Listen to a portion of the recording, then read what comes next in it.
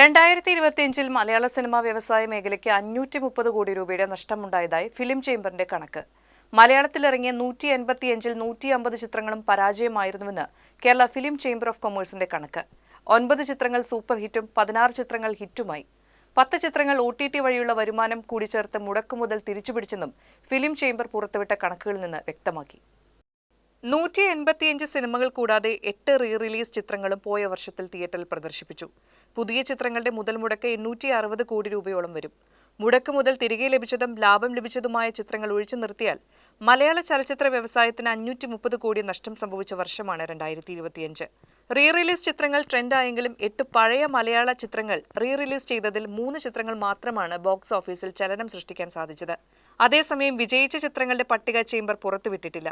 നേരത്തെ പ്രൊഡ്യൂസേഴ്സ് അസോസിയേഷന്റെ പേരിൽ പുറത്തുവന്ന വിജയ ചിത്രങ്ങളുടെ കണക്ക് വലിയ വിവാദമുണ്ടാക്കിയിരുന്നു. കഴിഞ്ഞ വർഷം 8 സൂപ്പർ ഹിറ്റ് ചിത്രങ്ങളും 7 ഹിറ്റുകളും അടക്കം 15 സിനിമകളാണ് ബോക്സ് ഓഫീസിൽ ലാഭമുണ്ടാക്കിയത് എന്നായിരുന്നു അസോസിയേഷന്റെ പേരിൽ പുറത്തുവന്ന കണക്കുകൾ. നിർമ്മാതാക്കൾക്ക് 360 കോടിയുടെ നഷ്ടമുണ്ടായെന്നും വർഷം അവസാനിക്കും മുമ്പ് പുറത്തുവന്ന റിപ്പോർട്ടുകളിൽ ഉണ്ടായിരുന്നു.